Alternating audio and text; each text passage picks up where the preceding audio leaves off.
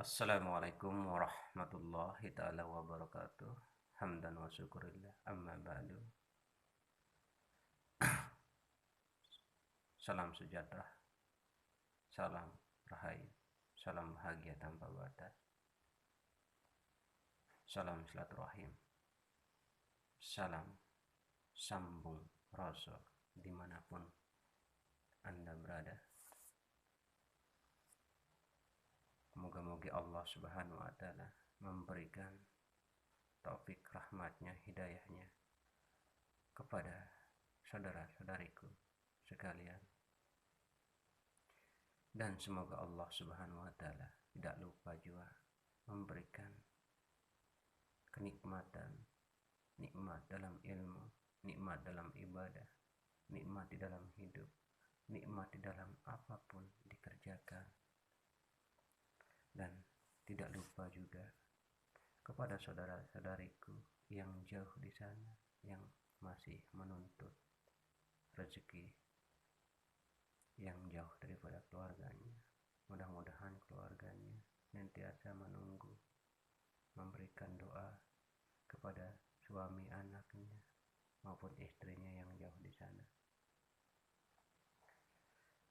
Alhamdulillah, di kesempatan malam hari ini mudah-mudahan kita saling bisa berbagi, bertukar pikiran, bertukar pendapat, walaupun dengan secara lewat media atau lewat bayang-bayang kalau menurut saya, karena dalam video ini adalah bayang-bayang, kenyataannya belum kita ketahui. Mudah-mudahan dengan bayang-bayang saya di dalam HP ini atau di dalam medsos ini, kita bisa saling menyambung tali silaturahim, tidak memandang perbedaan, tidak memandang perbuatan, tidak memandang antara kaya maupun miskin, tidak memandang pangkat, dan tidak memandang jabatan. Mudah-mudahan dengan dasar tali silaturahim ini kita diberikan petunjuk, diberikan hikmah hidayah oleh Allah subhanahu wa ta'ala. Semoga kita terus menerus di jalan kebenarannya, dan semoga kita bisa menjauhi segala larangannya dan mendekatkan segala pesuruh-pesuruhnya. Allahu Akbar. Bagaimana kabar saudara-saudariku? Mudah-mudahan dalam keadaan sehat walafiat, tidak ada kekurangan apapun dalam dirinya, maupun secara lahir maupun batin. Mudah-mudahan hati dan benak dan pikiran perasaan kita terjaga dari perbuatan mungkar dan nangkir. Mudah-mudahan kita bisa memerangi hawa dan nafsu kita sendiri. Insyaallah kita bertukar pendapat dan bertukar pikiran tentang hawa dan nafsu, yang bagaimana disebut hawa dan bagaimana disebut nafsu. Hawa itu tidak akan muncul tanpa adanya nafsu. Yang mana duluan diciptakan hawa? Hawakah duluan atau nafsu duluan? Dan dari itu hawa nafsu selalu disebut bukan nafsu hawa. Oke. Mudah-mudahan dengan apa yang saya berikan motivasi ini bisa menyambung ke akal pikiran, bisa diterima oleh akal pikiran, bisa diterima oleh hati nurani kita. Oke. Yang dinamakan hawa nafsu itu terletak pada hati. Di dalam hati itu ada perasaan. Di dalam perasaan itu ada rasa. Di dalam rasa itu ada rahasia. Di dalam rahasia itu ada terhasia.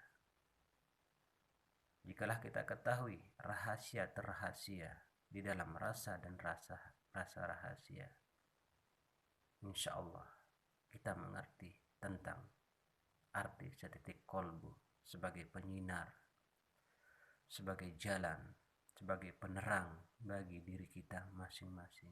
wabil khususan kaum muslimin dan muslimat.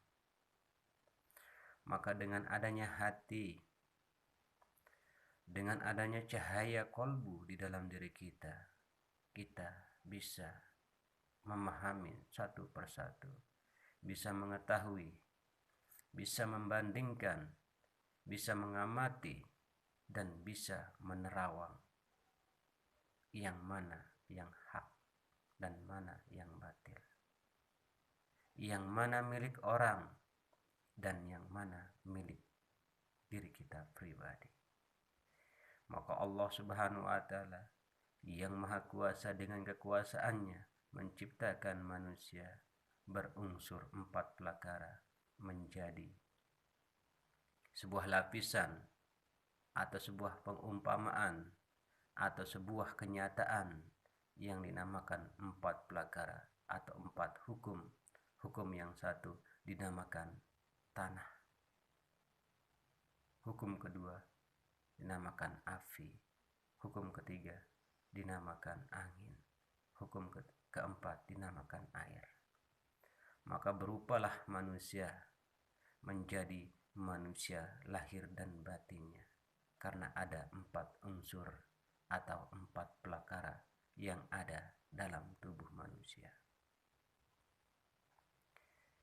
Dan setelah diciptakan oleh unsur 4 pelakara, lalulah Allah Subhanahu wa taala menciptakan atau menaruhkan kita ke kembaran atau saudara kembar kita, yang dimana saudara kembar kita memberikan arahan yang baik, memberikan petunjuk yang baik, memberikan jalan yang baik untuk saudaranya yang di luar. Bentuk apa dan bagaimana saudara kita yang di dalam? Tidak jauh dan sama persis antara luar dengan dalam. Makanya yang di luar disebutkan zahir, yang di dalam disebutkan batin. Kita datang berbadan dua.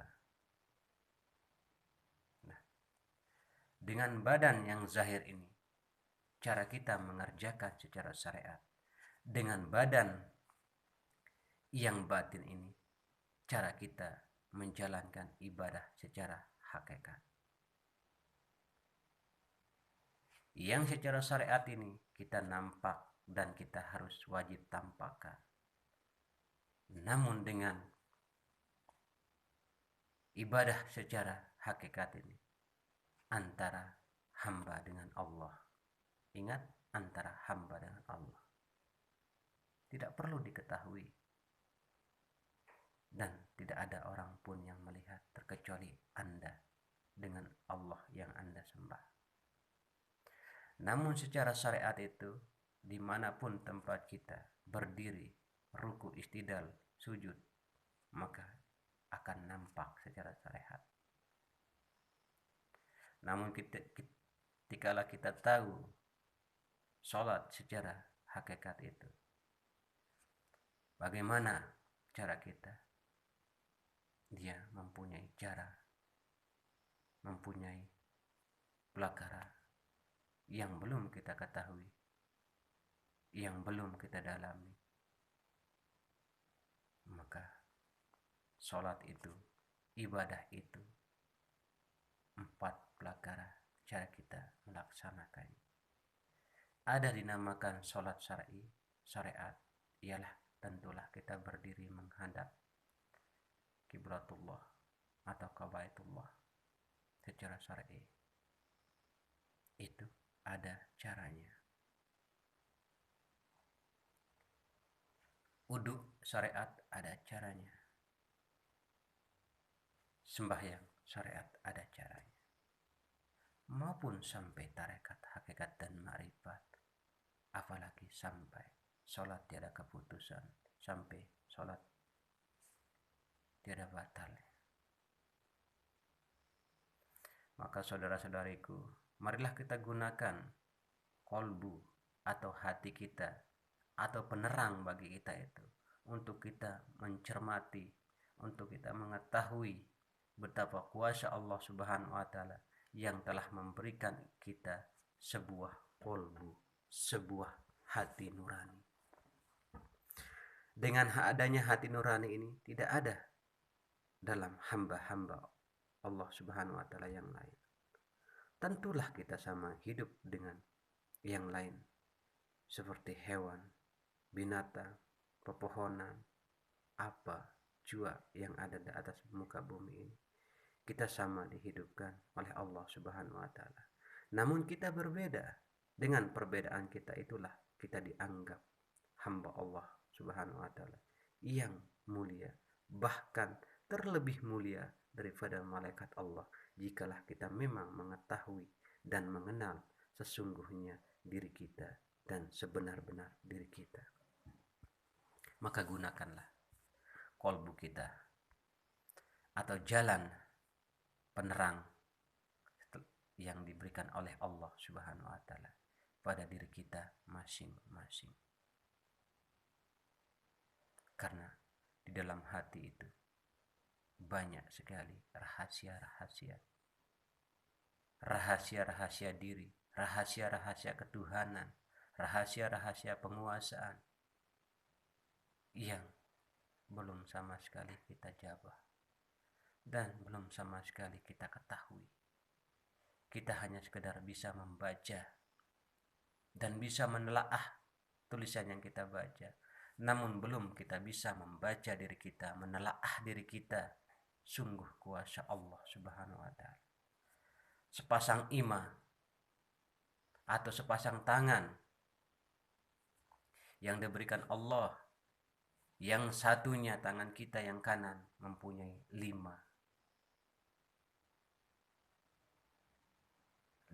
jari. Ditambah satunya menjadi 10 jari. Yang di atas tangan kita kiri dan kanan mempunyai 10 jari. Yang bagaimana jarinya yang disebut? 1 jari kecil, 2 jari manis, 3 jari tengah, 4 jari telunjuk, 5 ibu jari. Begitu juga kepada kaki kita yang sebelah kanan 5 jari, sebelah kiri 5 jari. Dan termasuk yang 10 ditambah 10, yang di bawah 10 5 jari, yang di atas 10 5 jari. Maka kita padukan atau kita himpun yang 10 kita tambah 10 menjadi 20 pelakara. Nah, yang 20 pelakara itulah awal-awal kita mengetahui sifat-sifat Allah yang 20 itu. Maka coba kita ajak, coba kita dalami, coba kita gunakan hati atau keterangan diri kita. 10 tambah 10 menjadi 20. Sudah ada sifat 20 Allah. Telah kita ketahui sifat 20 Allah, wujud kidam bako sampai seterusnya. Lalu kenapa tidak kita perdalamkan? Lalu kenapa kita tidak mau mengetahui agar kita tahu, agar kita faham, agar kita mengerti bahwa sungguh sempurna yang dinamakan manusia. Namun di zaman yang sekarang, manusia di dalam 1000 tinggal 1 manusia. Selebihnya itu dan sekekurangannya itu masih di dalam proses manusiaan. Jikalau memang kita manusia, kita akan mengetahui hakikat diri kita, tujuan diri kita, maksud diri kita, kepada siapa dan untuk siapa, dan sebagai apa. Insya Allah kita akan mengetahui yang sebenar-benarnya diri kita. Namun kebanyakan yang terlihat yang nampak, yang jelas di saat ini. Dia mengaku sebagai manusia, tapi hati dan perasaan seperti hewan dan iblis. Dia mengaku sebagai manusia, layaknya seperti hewan yang tidak mempunyai pikiran. Jikalau memang kita sudah masuk kepada manusia, insya Allah kita akan paham, kita akan ngerti yang mana manusia.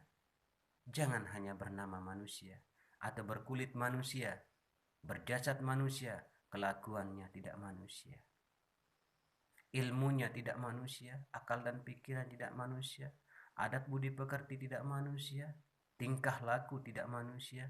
Bagaimana kita disebut manusia?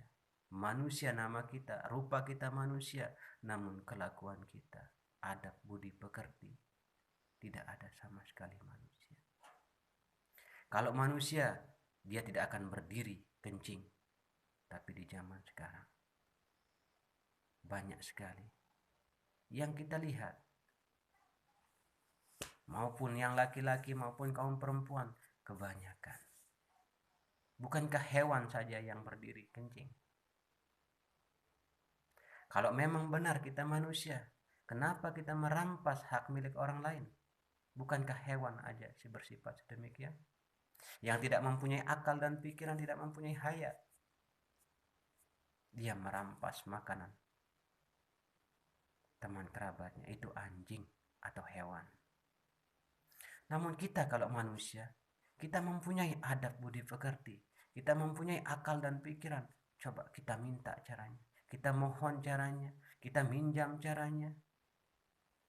Tapi di zaman sekarang manusia belum terlihat. Aku manusia, memang kita manusia, diriku manusia, sangat nyata kita manusia. Namun mana sifatmu manusia, perilakumu manusia, adabmu manusia, tingkah laku manusia?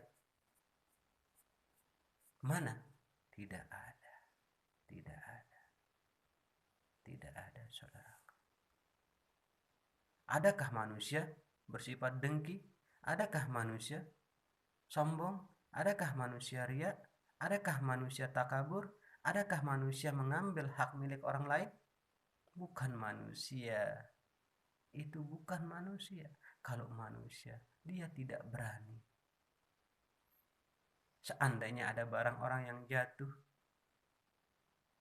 selagi dia masih melihat pemiliknya, dia ambil dan dia kejar. Wahai saudaraku, ini barang Anda jatuh.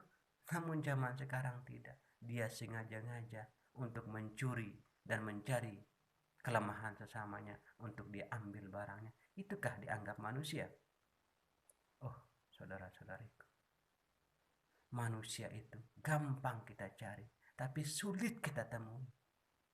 Ingat, gampang kita cari, namun sulit kita ketahui yang namanya manusia yang sejati. Marilah kita belajar.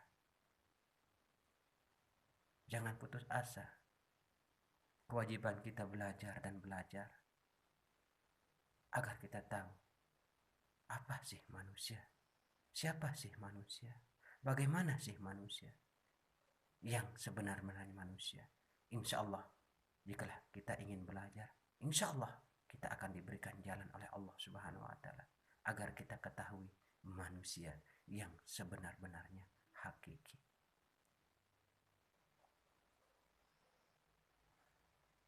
Wahai saudara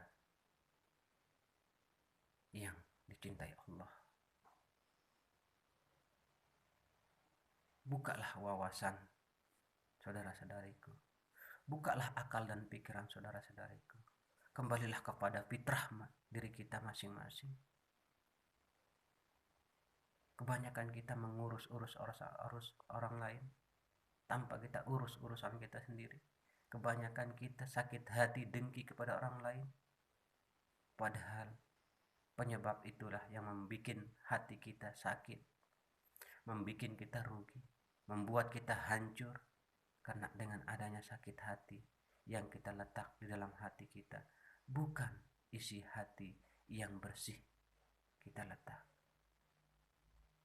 Maka hati kita tempat segala kerahasiaan. Namun kalau belum terbuka hati kita dan tidak mau kita buka, tidak kita mencari jalan, tetap hati kita layaknya seperti lampu. Namun casing yang di luar itu menutupi cahaya tersebut, maka tidak akan nampak cahaya yang dari dalam karena tertutup dengan casing atau kaca yang tidak pernah kita bersihkan, saudaraku.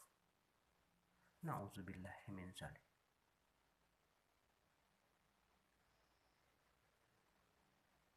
Moga-moga dengan apa yang saya katakan dari mulut saya ini, sekiranya ada yang salah, tidak berkenan kepada hati saudara-saudariku, saya mohon maaf yang sebesar-besarnya. Saya orang hina, orang najis, orang fakir yang tidak mempunyai apapun juga, yang tidak mempunyai, yang tidak ada yang saya aku. Semuanya adalah titipan daripada Allah. Semua lahir dan batin saya adalah titipan. Dan mudah-mudahan titipan Allah bisa kita jaga dan kita rawat, bisa kita syukurin. Ingat saudaraku, pergunakan akal pikiran, pergunakan hati nurani kita. Basuh yang mengotorin cahaya kita itu. Sucikan yang mengotorin keterangan yang di dalam itu, supaya nampak kepada lahir, agar nampak dari batin. Insya Allah lahir dan batin kita ingin selamat lahir dan batin, kita ingin diterima lahir dan batin. Semoga mugi ibadah kita diterima oleh Allah Subhanahu wa Ta'ala lahir dan batin. Semoga mugi Allah menerima kita lahir dan batin. Namun kenapa hanya yang kita perbaiki, yang kita kerjakan hanya sifat lahir, tidak pernah kita kerjakan sifat yang batin? Padahal kita ketahui kita mempunyai badan lahir dan batin. Yang zahir dikatakan badan zahir, yang di dalam dikatakan badan batin, maka yang di luar dikatakan zahir, yang di dalam dikatakan batin.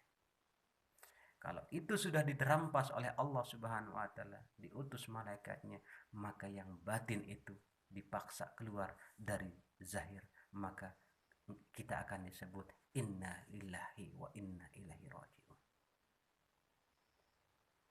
Maka berhati-hati kepada diri kita sendiri, karena ajal maut tidak kita ketahui. Betapa jaraknya kita belum ketahui.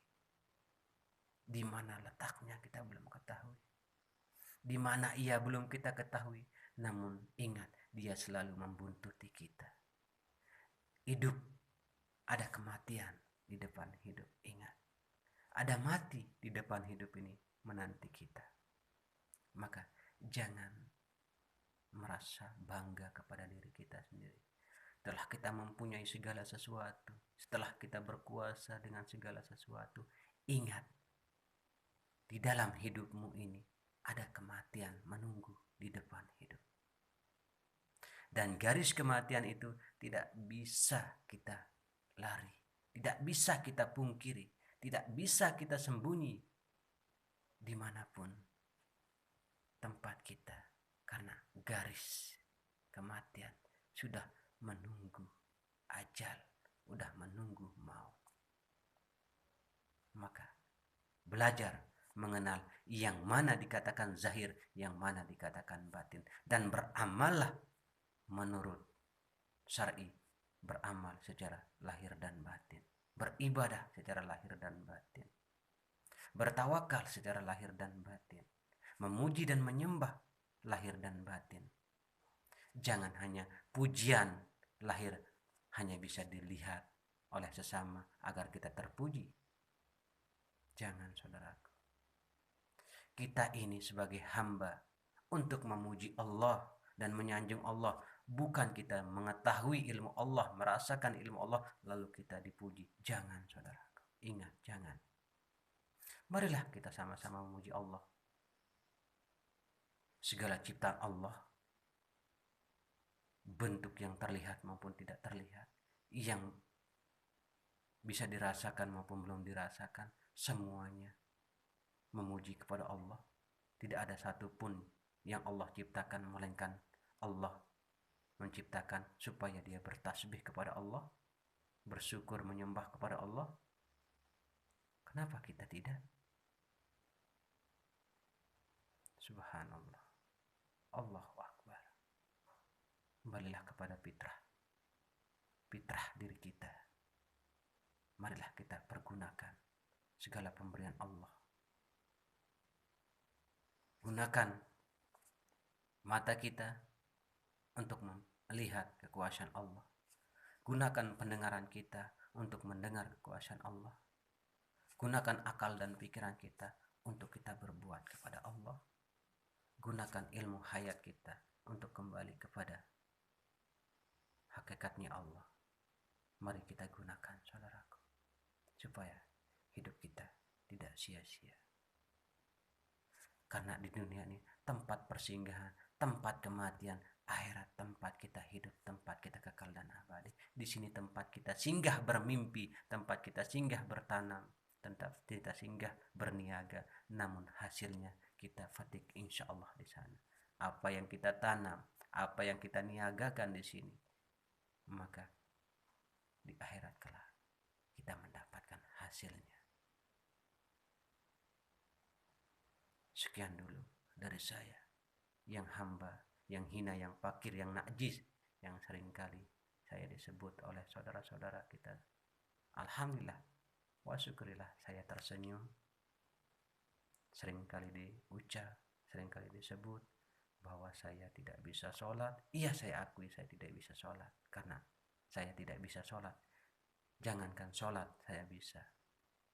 Nafas yang turun masuk ini aja, kalau bukan kehendak Allah, saya tidak bisa bernafas. Bagaimana kalau sholat? Dengan cara apa saya sholat? Kalau saya tidak dihidupkan oleh Allah, kalau tidak didirikan oleh Allah, kalau tidak dirukukkan, sujudkan oleh Allah, bagaimana cara saya sholat? Tidak mungkin saya sholat kalau bukan karena Allah. Nah, saya mau sholat bukan karena disuruh Anda. Saya mau sholat karena bukan terpaksa Anda. Saya mau sholat semata-mata karena lillahi ta'ala. Karena segala sesuatu milik Allah.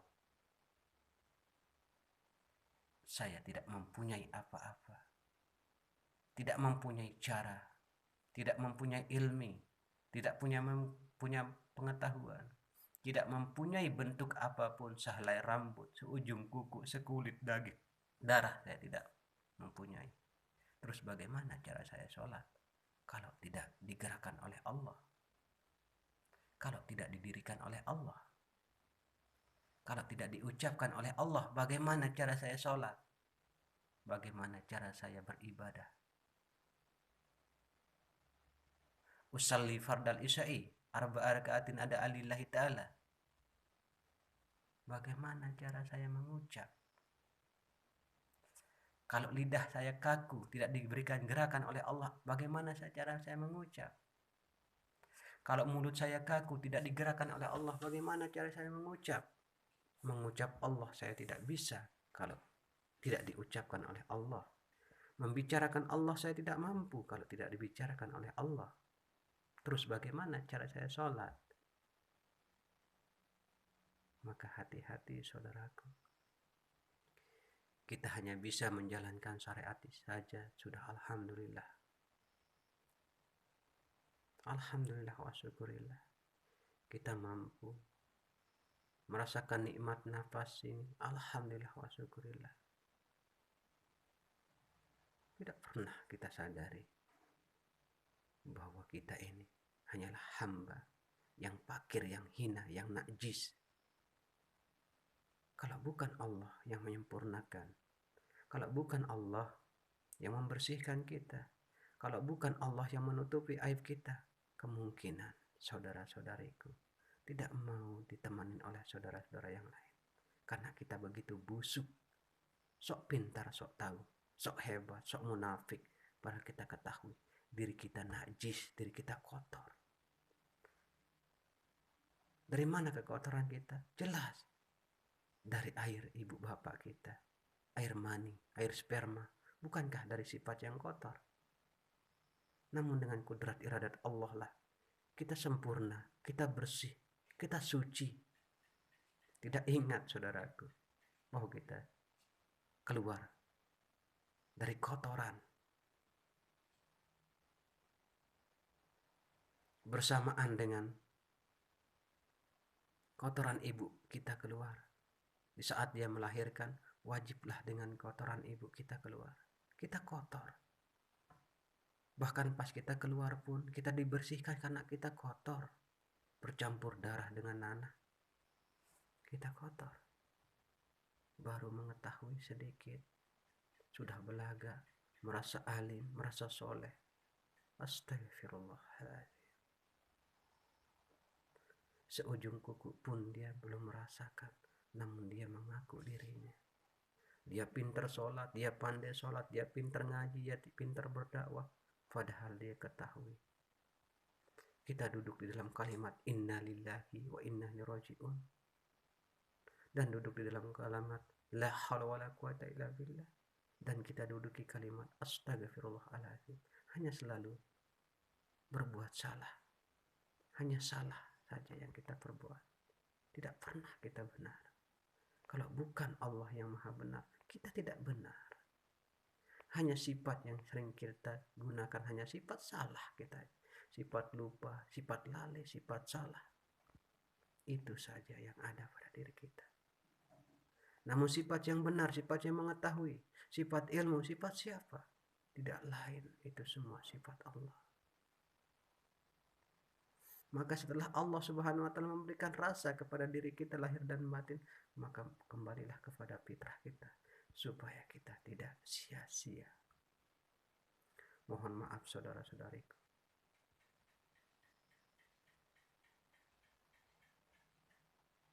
Mudah-mudahan saudara-saudariku berkenan dengan apa yang saya ucap ini. Sekiranya menyenggol dalam perasaan saudaraku, saya memohon maaf dari ujung kuku saudara sampai ujung rambut. Lahir dan batin saya memohon maaf yang tidak terhingga kepada saudara-saudariku dimanapun Anda berada. Dan siapapun yang mendengar kata-kata dari video ini, mudah-mudahan kita bisa saling sambung menyambung, saling asih, saling asuh, saling asah, saling menguatkan tali persaudaraan kita dimanapun kita berada. Jangan pernah kita berpikir untuk memisah diri kita, untuk saling menjauhi diri kita, apalagi beranggapan sebagai musuh. Mudah-mudahan saudaraku bisa menerima saya sebagai saudara-saudara, sebagai saudara Anda atau saudari Anda, atau sebagai kerabat Anda, karena saya tidak pernah memandang Anda itu siapa, tidak pernah membandingkan Anda itu siapa, karena Anda itu saya itu Anda, saudara. Sekian dulu, terima kasih. Assalamualaikum warahmatullahi wabarakatuh.